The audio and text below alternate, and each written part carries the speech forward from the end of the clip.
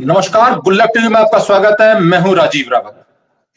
हिमाकत देखिए, उत्तराखंड के मुख्यमंत्री पुष्कर सिंह धामी का विभाग, उत्तर प्रदेश के मुख्यमंत्री योगी आदित्यनाथ की मातृभूमि, योगी आदित्यनाथ का मातृ ब्लॉक, योगी आदित्यनाथ का विकास खंड, योगी आदित्यनाथ की विधानसभा और उसमें निर्माणाधीन पेयजल योजना, लोगों को पानी देने की योजना, पीने का पानी, और उसमें ऐसी चपत लगाई उत्तराखंड के काबिल इंजीनियरों ने और उनके साथ हरियाणा की एक कंपनी के गठजोड़ ने कि अनेकों गांव, सैकड़ों हजारों लोगों को जो उम्मीद थी कि इस बार उनकी प्यास गर्मियों में बुझ जाएगी, उन्हें पानी के लिए तरसना नहीं पड़ेगा, उस पर चपत लग गई।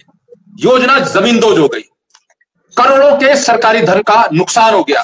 तकरीबन 13 करोड़ की योजना थी, उसकी जांच हो गई और जांच होने के बावजूद जिन पर सीधे सीधे दाग हैं, जिन पर सीधे सीधे आरोप हैं, एक हरियाणा की कंपनी वो आराम से उत्तराखंड में नोट कमा रही है, कई जगह काम कर रही है। मैदान की कंपनी कठिन क्लिष्ट पहाड़ों में काम कर रही है, वो सुपर एक्सपर्ट है। हरियाणा में एक पहाड़ नहीं है, लेकिन वो सुपर एक्सपर्ट लगती है उत्तराखंड के अधिकारियों, अभियंताओं को। और जो अभियंता सीधे तौर पर प्रथम दृष्टया सीधे पहला दाग जिन पर है, उनको प्रमोशन पे प्रमोशन मिल रहे हैं। वो चीफ बनकर देहरादून में आलिशान दफ्तर में बैठे, करोड़ों के कार्यों के बॉन्ड भर रहे हैं और अंदर खाने अंडर टेबल सेटिंग कर रहे हैं। आरोप गंभीर है। आरोप यह भी है कि ये जो इंजीनियर हैं, ये स्वयं ठेकेदार हैं, दूसरे के नाम पर काम लेते हैं और ठेके में इनकी पत्ती होती है। इसीलिए उत्तराखंड में आए पैसों की बंदरबाट कर रहे हैं और उसको वारे न्यारे कर रहे हैं। हद यह हो गई कि स्वयं मुख्यमंत्री के विभाग और स्वयं उत्तर प्रदेश के मुख्यमंत्री योगी आदित्यनाथ के विकास खंड, जिसे कहते हैं यमकेश्वर की विधानसभा, मूल विधानसभा जाके हुए हैं, उस विधानसभा में ये कथित करोड़ों का घोटाला हुआ है। और इस घोटाले को उजागर करने के लिए उत्तराखंड के 2 शेर, शांति प्रसाद भट्ट और आशुतोष नेगी जी को श्रेय है कि इन्होंने इस पूरे मामले को सामने लाया। ये पूरा मामला है क्या, मैं पहले आशुतोष भाई आपसे मोटे तौर पर समझना चाहूंगा। और क्योंकि यही विधानसभा जो योगी आदित्यनाथ की है, मातृ विधानसभा, मातृभूमि है, वही शांति प्रसाद भट्ट जी की भी है, तो वो वस्तुस्थिति ज्यादा बेहतर बता पाएंगे। लेकिन आशुतोष नेगी जी, हमारे दर्शकों को बताइए असल में मैटर है क्या। राजीव भाई, मैं आपको बताना चाहता हूं कि ये जो पंपिंग योजना है, ये जुरेडी पंपिंग योजना के नाम से स्वीकृत हुई है। 13 करोड़ की लागत से 2021 में स्वीकृत हुई। 2022 में इसका जो है अनुबंध हरियाणा की एक कंपनी यूनिप्रो के साथ गठित हुआ और 2023 दिसंबर में इसने बनकर तैयार होना था। अब मैं आपको खास बिंदुओं पर ही बात करूंगा क्योंकि कहानी तो बहुत लंबी है। लेकिन क्या हुआ कि जब ये बॉन्ड गठित हुआ, उसके बाद जो इसका पंपिंग स्टेशन है, वो हेवल नदी के किनारे एक जगह है कुत्ता कटा, वहां पर बनाया गया। और उसके लिए जो पेयजल निगम के जो एमडी है, उनका जो शासनादेश था, जिसमें कहा गया था कि आप इस योजना को बनाने से पहले इसका भूगर्भीय सर्वेक्षण जरूर करवाएं और नंबर 2, मिति व्ययता का ध्यान रखें, यानी कि कम से कम पैसा इस योजना में खर्च हो। इन दोनों बिंदुओं का ध्यान नहीं रखा गया। और जब 2023 की बरसात के मौसम में जब वहां पर भारी बारिश हुई, तो ये पंपिंग स्टेशन जो है पूरा मलबे में दब गया, पूरा पट गया और अब इसको रिकवर करना या ठीक करना संभव ही नहीं है। उसके बाद जब हो हल्ला हुआ तो पेयजल निगम के एमडी ने इसमें जांच बैठाई। जांच में सबसे पहले कहा गया कि भूगर्भ शास्त्री का ओपिनियन लिया जाए। गढ़वाल विश्वविद्यालय का जो भूगर्भ विज्ञान है, उसके जो एमडी, जो उसके एचओडी है डॉक्टर एमपीएस बिष्ट, उनसे संपर्क किया गया। उनकी जांच रिपोर्ट आई और उन्होंने खुले तौर पे और स्पष्ट शब्दों में अपनी जांच में कहा कि इसके जो निर्माण में भारी लापरवाही बरती गई है। ये जगह जो है वो जो है जो चट्टान जो अपभ्रंश हो रही है, जो चूर्ण हो रही है, बर्बाद हो रही है, और कच्ची चट्टान है, वहां पे इसको बना दिया गया है। और ये फ्लड प्लेन है, ये हेवल नदी का फ्लड प्लेन है, उसके बीचों बीच इसको बना दिया गया है। तो इसमें भारी लापरवाही हुई है और इस तरह का जो काम है वो ये कहा जाएगा कि ये सरकारी धन का दुरुपयोग और जो जनता के जो हित हैं, जो पेयजल के लिए जिनके लिए ये योजना बनाई जा रही है, उनकी अनदेखी करना है। मतलब जनहितों की भी अनदेखी करना है और सरकारी धन का दुरुपयोग करना भी है। इस जांच रिपोर्ट के आने के बाद जो वहां पे अधीक्षण अभियंता है, उन्होंने जांच रिपोर्ट जो है एमडी जो रणवीर सिंह चौहान जो एमडी है पेयजल निगम के, उनको भेजी है। लगभग 1 महीना उस जांच को पहुंचे हुए एमडी रणवीर सिंह के पास हो गया है, लेकिन अभी भी जो इसमें आरोपी अधीक्षण अभियंता, तत्कालीन अधीक्षण अभियंता संजय सिंह है, जो पौड़ी में उस समय जिन्होंने बॉन्ड गठित किया था और उनका प्रमोशन करके उनको देहरादून में मुख्यालय में चीफ इंजीनियर बनाया गया है, उन पर अभी तक कोई भी कार्रवाई नहीं हुई है। तो इसको लेकर ये सारा मामला है, इसको लेकर मैंने कल प्रेस भी की थी और अब हम ये चाहते हैं कि इसमें संजय सिंह के ऊपर कोई कड़ी से कड़ी कार्रवाई हो और जो लोग जो प्यासे रह गए हैं उनके लिए कोई वैकल्पिक व्यवस्था तत्काल बनाई जाए, जिससे कि जब तक दोबारा ये पंपिंग स्टेशन बनेगा तब तक पानी की बेहतर व्यवस्था हो सके वहां पे। शांति भट्ट जी, आपका एक तो माइक बंद से खोल दीजिए। इस योजना के लिए आपने अनेकों वर्ष तक संघर्ष किया, आंदोलन किए इसकी स्वीकृति के लिए। ये असल में आपकी विधानसभा का मैटर है, योगी आदित्यनाथ जी की मातृ विधानसभा का, जहां का उनका जन्म है, उनकी जन्मभूमि का मामला है। एक्चुअल ग्राउंड कंडीशन वहां है क्या? वहां यमकेश्वर में ये कहते हैं कि आज भी ऐसी महिलाएं आप हमें मिल जाएंगी जिनके इस वाले पोर्शन में बाल कम होते हैं, क्योंकि जीवन भर उन्होंने सुबह उठकर पानी का बंठा उठाकर नीचे गई और पानी का एक बंठा लेकर किसी तरह नंबर जब आया तो पानी का बंठा शाम तक लाई, जिससे जीवन चला। तो उनके सर के इस हिस्से पे बाल नहीं होते हैं। पानी सबसे बड़ा आधार संकट है यमकेश्वर का, और यही वो ब्लॉक है जिसने 2 शेरों को जन्म दिया, एक का नाम योगी आदित्यनाथ, दूसरे का नाम शांति भट्ट। और आपने मेहनत करके, संघर्ष करके योजना का कुछ स्वीकृत कराया। क्या एक्चुअली वहां ग्राउंड कंडीशन है, क्या समस्या है वहां है, और कितनी महत्वपूर्ण ये योजना थी जो अब जमीन दोज हो गई? देखिए राजीव जी, यमकेश्वर गदेरे और नदियों के बीच में बसा हुआ है और दुर्भाग्य देखिए यहाँ के गांव पानी के लिए तरस रहे हैं। उससे बड़ी बात, इस राज्य का ये दुर्भाग्य बन चुका है, सरकार राष्ट्रीय पार्टियों की किसी की भी आई हो, चाहे वो भाजपा हो या कांग्रेस, यहाँ हर व्यक्ति ने घोटालों को अंजाम तक पहुंचाया। और इससे बड़ी बात कि जितने बड़े घोटालेबाज थे, वो चाहे मंत्री हो चाहे अधिकारी हो, दोनों सरकारों ने उन्हें पोषित किया है। जो जितना बड़ा चोर, उसे उतनी बड़ी जिम्मेदारियों से नवाजा गया है। परिणाम आपके सामने है, राज्य कर्ज की गर्त में डूब गया है, योजनाएं फेल हो रही हैं और उत्तराखंड के अंदर बेलगाम डकैती अब चल रही है। इसको रोक पाना वर्तमान में अब असंभव सा लगता है। मुझे लगता है कि उत्तराखंड के अंदर कोई जन क्रांति खड़ी होगी, तभी जाकर उत्तराखंड सही हाथों में आएगा। वरना स्थिति यह है, जिस पंपिंग योजना की आप बात कर रहे हो, उसी जगह पर बैरागढ़ का पुल बना है। आज उस पुल के ऊपर संकट है, जबकि वो पुल 14-15 गांवों को जोड़ने के लिए बनाया था। मगर आज उस पुल पर संकट इस बात का आ गया कि भूगर्भ वैज्ञानिक बोल रहे गलत जगह पे बन गया। वहां पर रोड स्वीकृत होती है, मुख्यमंत्री से भी स्वीकृत होती है, पैसा होता है, टेंडर होता है, अचानक उसको कैंसिल करके दूसरी जगह पहुंचा दिया जाता है। पीछे कारण केवल घोटाला, कैसे पैसे का बंटर बांट की जाए। अब ये जुलेडी पंपिंग योजना है, ये यहाँ की लाइफलाइन थी पानी के लिए। इससे कम 20 से 25 गांव प्रभावित होने थे। इस योजना को 23 में कंप्लीट होकर जनहित में चले जाना था। हर घर नल हर घर जल योजना के तहत इससे लाभ मिलना था। मगर आपके सामने ये उदाहरण है। मैं आपको बधाई देता हूं कि आप पहाड़ के ब्लॉक स्तर की खबरों को प्रमुखता से दिखाते हैं। दूसरा, आशुतोष नेगी को इन्होंने आरटीआई से जो भी दस्तावेज इकट्ठे करे आज जनता के सामने लेकर आ गए।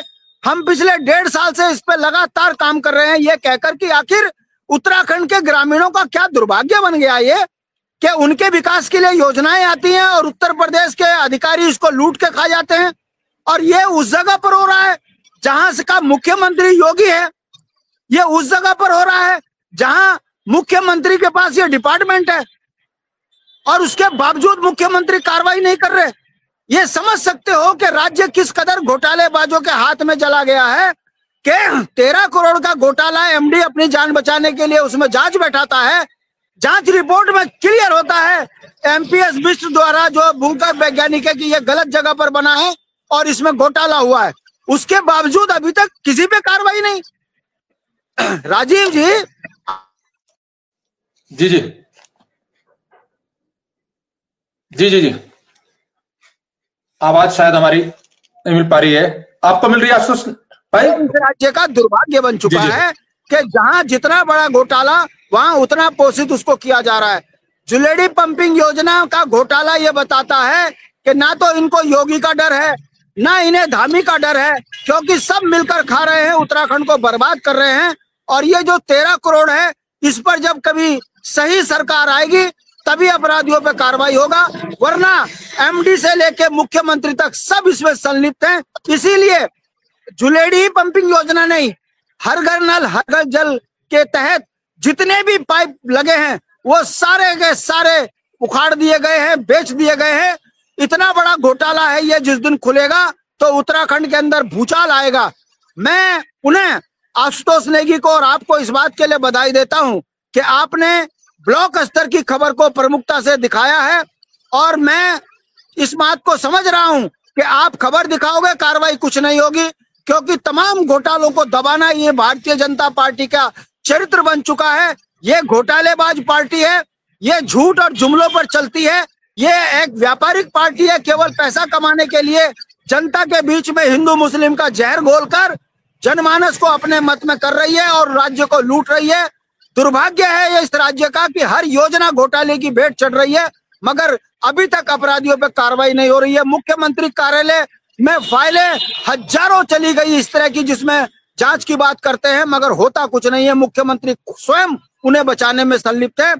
बड़े दुर्भाग्य के साथ मुझे कहना पड़ रहा है, मगर ये पंपिंग जुलेडी की योजना है, इसको हमने प्रमुखता से उठाया है, इसमें धरना प्रदर्शन करेंगे और इस योजना के घोटालेबाजों को जब तक जेल की सलाखों में नहीं पहुंचाएंगे तब तक हम भी चुप नहीं बैठेंगे। जी राजीव जी। शांति भट्ट जी, आपने, क्योंकि आपका ये होम ब्लॉक है, आपकी होम विधानसभा है और योगी आदित्यनाथ जी की भी होम विधानसभा है, आप कह रहे हैं विकासखंड का एक विकासखंड का मामला, तो ये गांवों का ही देश है, विकास खंडों का ही ये भारत बना है। लेकिन क्योंकि ये आपकी अपनी विधानसभा का मामला है यमकेश्वर, और ये वो मामला है जहां अंकिता हत्याकांड भी हुआ, ये यमकेश्वर विधानसभा तो न जाने कितने रिकॉर्ड्स बना रही है। तो यहां ये ऐसी विधानसभा जिसने योगी आदित्यनाथ को जन्म दिया, जिसने शांति भट्ट को जन्म दिया और जिसने उनको भी जन्म दिया, जिनकी सरपरस्ती में वो रिजॉर्ट रातों रात तोड़ दिया गया, जो जहां इसी विधानसभा में अंकिता हत्याकांड भी हुआ। तो ये साधारण विधानसभा नहीं है, पूरे देश की निगाह इस विधानसभा पर लगी रहती है। लेकिन आपने भौतिक सत्यापन किया होगा, जब योजना का काम चल रहा था आपने देखा होगा, अभी जो मैं जांच रिपोर्ट मैंने देखी है उसमें मोटे तौर पर जो अंकित है वो अंकित यह है कि भूगर्भीय परीक्षण नहीं कराया गया और बगैर अधिकारियों के आदेशों को माने हुए चीजें की गई। लेकिन यह भी कहा गया कि इतना इतना काम पूरा हो गया और इतना इतना काम जमींदोज हो गया क्योंकि बरसात आई और जमीन खराब हो गई। लेकिन जो जमीन, जिस जमीन पर काम हो रहा है, जो पाइप्स आए हैं, जो सीमेंट का यूज हुआ, जो मानक में था, जो जियो जब हुआ था उसमें जिस स्टैंडर्ड एसआई लेवल के जो चीजों का प्रयोग होना था, क्या निर्माण क्वालिटी ठीक है? क्योंकि बरसात के नाम पर आपने दिखा दिया कि पानी हो गया, ये हो गया, ये हो गया, और ये इसका परीक्षण नहीं हुआ। लेकिन जो स्टैंडर्ड ऑफ क्वालिटी जो सामान अभी लगा है, जिसको कह रहे हैं कि 70% काम हो गया था, कहीं कह रहे हैं 80% काम हो गया था, हकीकत में वो हुआ भी है कि उसकी क्वालिटी भी इतनी घटिया थी कि बरसात में से बहना ही बहना था।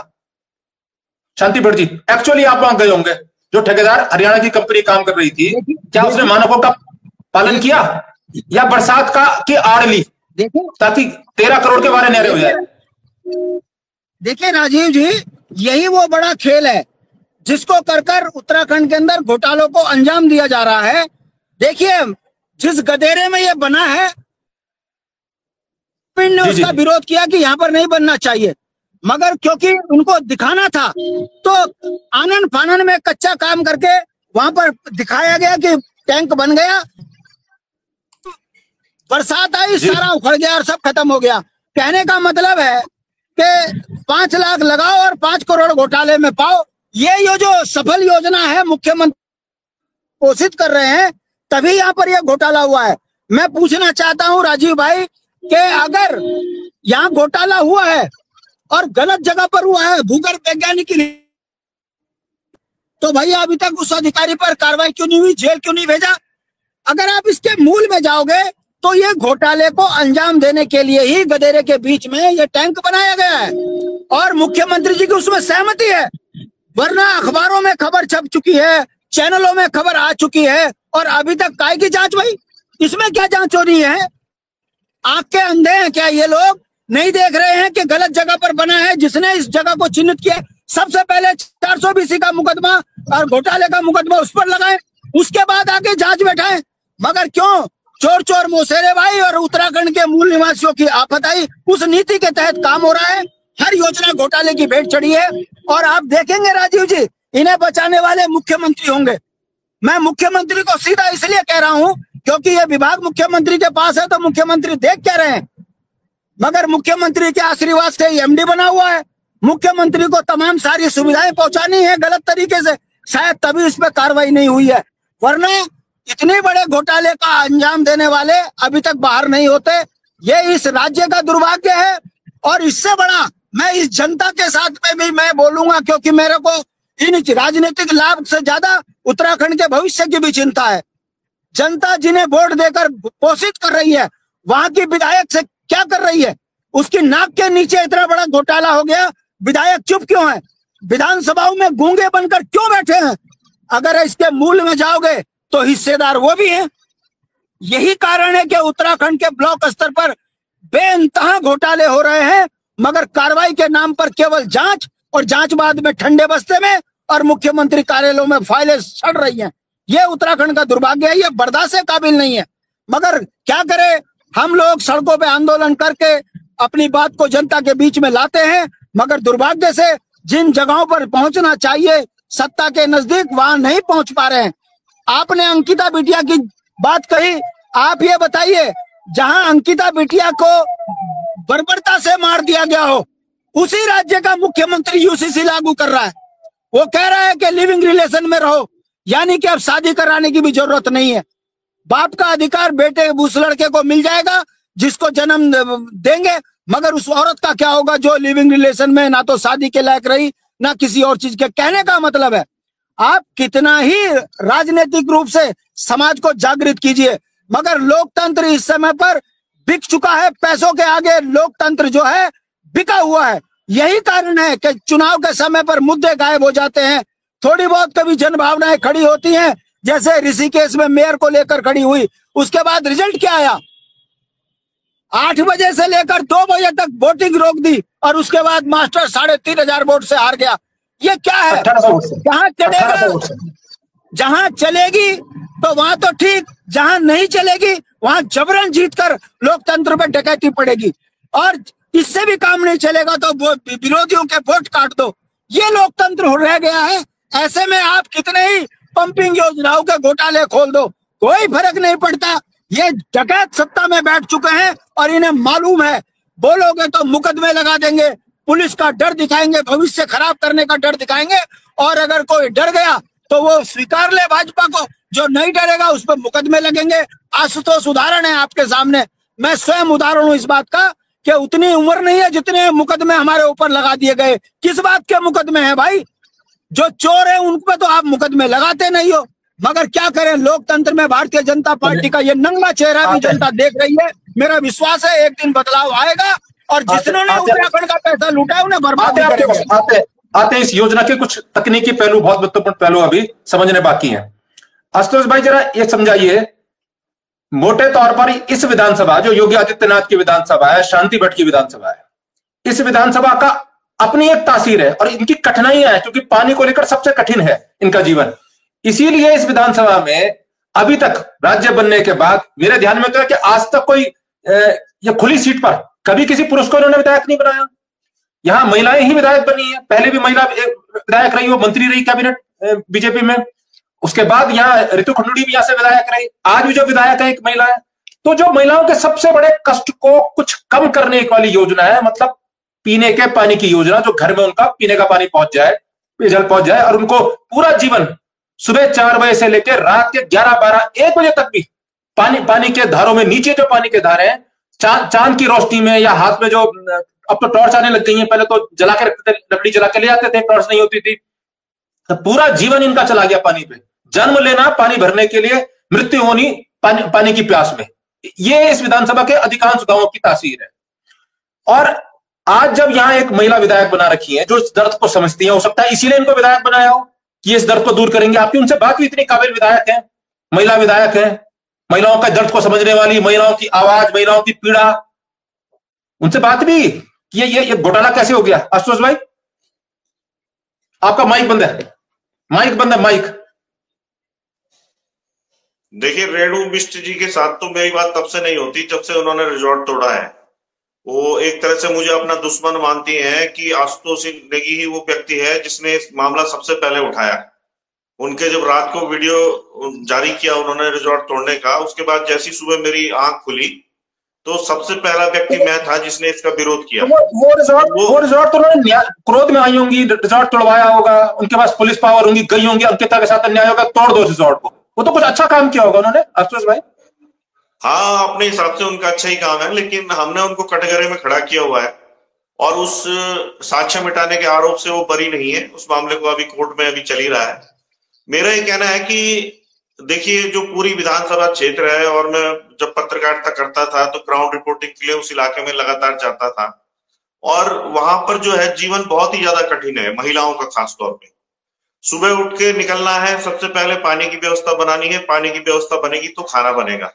तो 4 बजे से जीवन शुरू हो गया, और उसमें छोटे छोटे बच्चे, जो बच्चियां, जो बेटियां हमारी हैं, वो सबसे पहले उस पानी की लाइन के लिए धारे, मगरे, जो भी हमारे इस तरह के जल स्रोत होते हैं वहां लगते हैं। उसके बाद जो महिलाएं होती हैं उनको मवेशियों के लिए घास की व्यवस्था करनी होती है, और जब वो घास की व्यवस्था करने के लिए जाती हैं तो लगातार वहां पे गुलदार द्वारा महिलाओं पे अटैक होना, भालुओं द्वारा अटैक होना, ये लगातार आपने वहां सुना होगा। कई महिलाएं और हमारी बेटियां वहां मारी गई है। तो बड़ा ही टफ जीवन है उस इलाके का, और स्वास्थ्य संबंधी कोई दिक्कत हो जाती है, कोई महिला अगर पहाड़ से नीचे गिर जाती है तो वहां इलाज की भी कोई व्यवस्था नहीं है। निकटतम व्यवस्था जो भी है वो ऋषिकेश में है, ऋषिकेश आना पड़ता है, और ऋषिकेश के लिए कोई बस भी वहां पे नहीं होती है, और टैक्सी बुक करके कम से कम 1000-2000 रुपए बुकिंग करके ऋषिकेश आना पड़ता है, तब किसी की जान बचती है। जो गर्भवती महिलाएं होती हैं कई रास्ते में दम तोड़ देती हैं, कई बच्चे रास्ते में ही पैदा हो जाते हैं। तो ऐसी स्थितियों में एक महिला विधायक जब वहां पे बनी, और मैं आपको बताऊंगा कि रेणु बिष्ट जी को हम पहले बहुत सपोर्ट करते थे, जब वो निर्दलीय विधायक वहां से लड़ती थी, चुनाव हारती थी, और हम भी पत्रकारिता के माध्यम से कहीं ना कहीं उन्हें सपोर्ट करने का प्रयास करते थे कि ये महिला चलो कब ये विधायक बनेगी। उनके इतिहास पे अलग से करेंगे बात, हम विषय वस्तु पे रहें, और उनकी भूमिका इस पंपिंग योजना में। भूमिका तो उनकी भूमिका मेरा सीधा सवाल, आप सीधा जवाब दीजिए। सीधा सवाल ये है कि उत्तराखंड में ये मान्यता हो गई दे रहा हूँ कि विधायकों के सीधा ही जवाब मैं भूमिका का सीधा ही जवाब आपको दे रहा हूँ। मेरी लाइन तो आपको दे रहा हूँ। अरे मेरी लाइन तो सुन लीजिए। विधायकों के अनुसार उत्तराखंड में ठेके होते हैं, बॉन्ड भरे जाते हैं, अपने चहेतों को, जिनके साथ उनकी सेटिंग गेटिंग होती है, उनको ही काम दिलाया जाता है। इंजीनियरों की पोस्टिंग अपने हिसाब से होती है, योजनाओं की स्वीकृति अपने हिसाब से होती है। इन कामों में विधायकों का भी हिस्सा होता है। जी जी, वो बात तो आप बिल्कुल सही कह रहे हैं कि विधायकों का हिस्सा होता है। मैं एक नया तथ्य ला रहा हूं जिस पर भी एक नया प्रोग्राम हम कर सकते हैं बाद में। जी, ये जो महिला विधायक है वहां पे रेणु बिष्ट जी, इन्होंने एक टैंक घोटाला भी वहां पे किया है, पानी के टैंक का घोटाला, वो अलग से एक मामला है।